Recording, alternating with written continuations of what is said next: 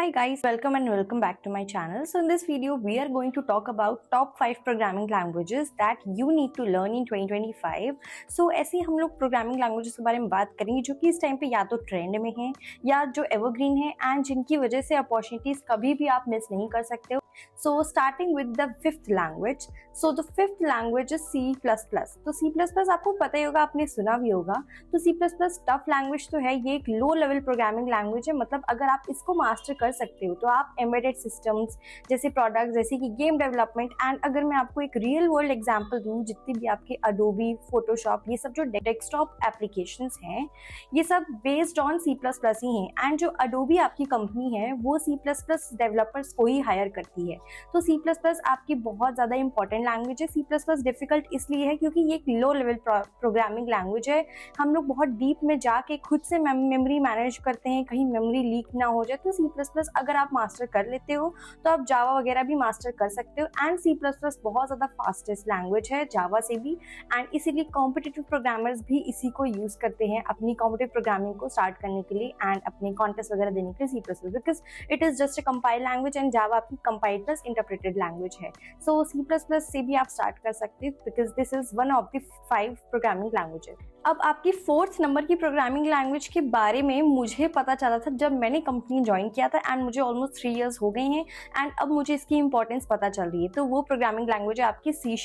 C# एक ऐसी programming language है जो कि pure object oriented programming language है. अब मैं आपको ये नहीं बताने वाली कि ये ऐसा क्यों है, आपको खुद इसके बारे में रिसर्च करना पड़ेगा आप क्योंकि अगर कोई आपसे पूछ ले कि which language is pure object oriented programming language and why, तो आपको इसका जवाब देना आना चाहिए. अगर आपको नहीं आता तो मुझे लगता है आपको ऑब्जेक्ट ओरिएंटेड प्रोग्रामिंग के बारे में पढ़ना बहुत जरूरी है. चलो बात करते हैं वाई C#. तो जब मैंने कंपनीज वगैरह ज्वाइन किया था तब मुझे ये पता चला था कि जितने भी आपके पुराने प्रोजेक्ट्स हैं उसमें मोस्टली आपकी C# यूज हो रही है एंड पुराने प्रोजेक्ट्स को हम बोलते हैं लेगेसी प्रोजेक्ट्स. तो C# से आपका बैकएंड डेवलपमेंट बहुत ज्यादा होता है, जैसे कि .NET फ्रेमवर्क यूज होता है. आपने .NET को ये सब तो सुना ही होगा, और अगर नहीं भी सुना होगा तो अगर आप किसी कंपनी में ज्वाइन करते हो and mostly service based companies की ही मैं यहाँ पे बात कर रही हूँ, तो वहाँ पे जैसे कि मान लो आपका एज अ बैकएंड डेवलपर अगर आप ज्वाइन करते हो तो बहुत ही कम चांसेस होंगे कि आपको जावा में मिल जाएगा अगर आपका लक अच्छा है, बट नहीं तो आपको एज अ .NET डेवलपर ही डाल दिया जाएगा.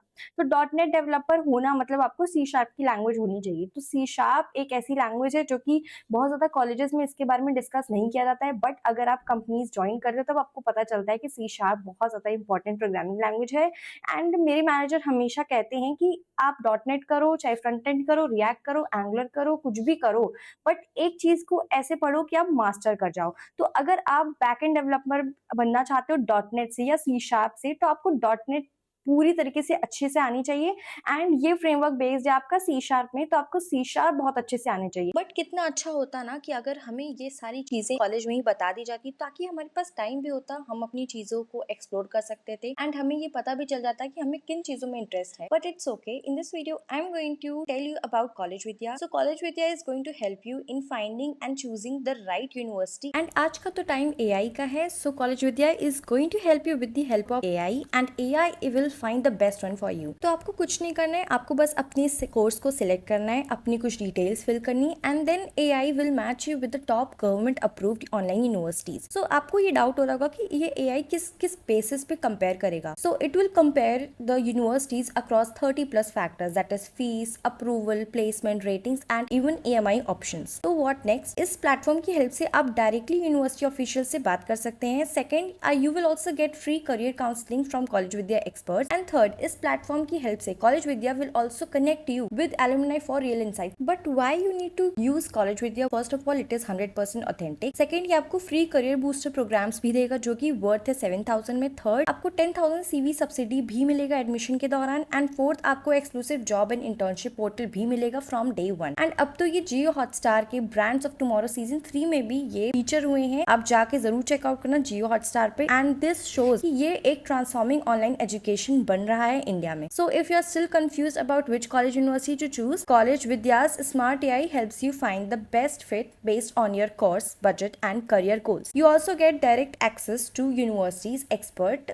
guidance and 100% authentic info in one. So please do check out the link in the description as well as in the comment section. So coming back to our topic, जो हमारी third programming language है वो है JavaScript. And JavaScript एक ऐसी underrated language है जिसको सब लोग बहुत ज़्यादा अंडर एस्टिमेट करते हैं, खासतौर से फ्रेशर्स.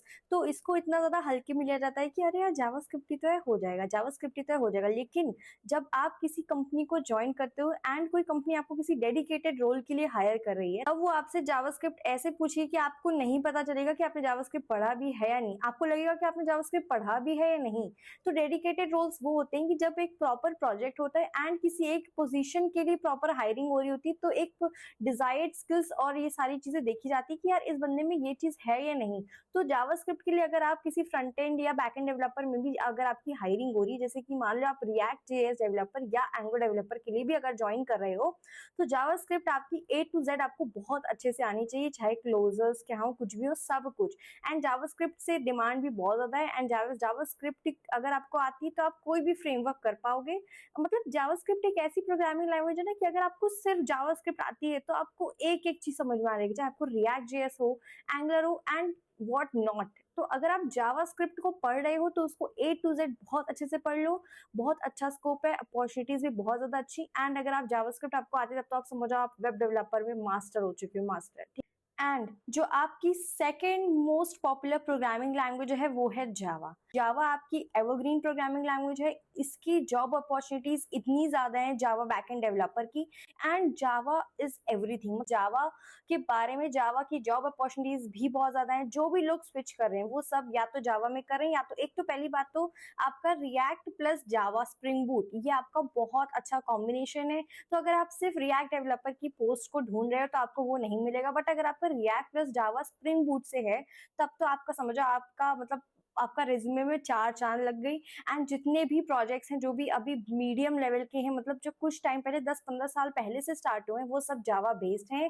एंड काफी सारी कंपनीज जावा पे इसलिए ट्रस्ट करती है क्योंकि जावा की कम्युनिटी सपोर्ट बहुत ज्यादा है. एंड बहुत सारी चीजें आप जावा से बैकएंड कर सकते हो, आप एंड्रॉइड कर सकते हो, आप बहुत सारी चीजें कर सकते हो. एंड जावा से आपका अगर ऊप्स स्ट्रॉन्ग है तब तो आप समझ जाओ कि आप प्रोडक्ट बेस्ड कंपनीज भी मास्टर कर सकते हो.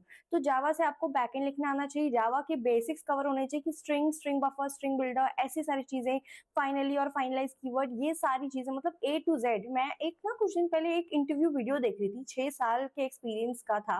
एंड तुम समझ जाओ यार कि उसमें भी उनसे जावा बेसिक्स ही पूछा जा रहा था. बस बेसिक्स के ऊपर थोड़ा सा उनसे और एडवांस लेवल पूछा जा रहा था, बट मोस्टली बेसिक्स ही पूछा जा रहा था. बेसिक्स इन द सेंस कि जावा में जो जो डीप में जो चीजें होती है ना, वो सब चीजें क्या होती हैं.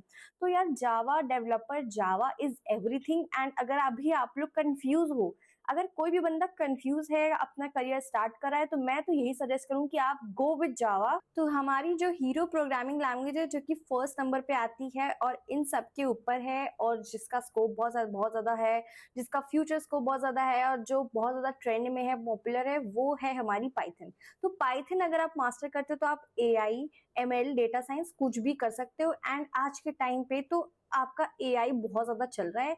तो मोस्टली आपको आपको ये नहीं मैं कह रही कि आप पाइथन करो एंड आपको पूरा पूरा जो है मॉडल लिखना है, पूरा पूरा मॉडल लिखना है, नहीं ऐसी बात नहीं है. देखो अगर आप इसके पहले वाली वीडियो में मेरे जाओगे तो मैंने आपको उसमें बताया है कि जरूरी नहीं है कि अगर आपको एआई की फील्ड में जाना है तो आपकी मैथ्स अच्छी होगी. एआई में भी आपकी दो तरीके की फील्ड है, एक होता है एआई डेवलपर, एक होता है एआई इंजीनियर. तो अगर आपको डिटेल में जाना है तो आप एक वीडियो चेकआउट कर लो, आप उसमें मैंने उसमें सारा डाउट आपका क्लियर हो जाएगा. एंड एआई इंजीनियर आपका क्या करता है, अगर आप सॉफ्टवेयर डेवलपमेंट की फील्ड में हो एंड अगर आपको एआई आपको ऐड ऑन करना है तब उसमें आपको पाइथन आनी चाहिए. मतलब आप मॉडल्स से कैसे इंटरेक्ट करोगे, उनको ट्रेन कैसे करोगे, फाइन ट्यून कैसे करोगे, तो उसमें आपकी पाइथन लैंग्वेज आनी बहुत ज्यादा जरूरी है.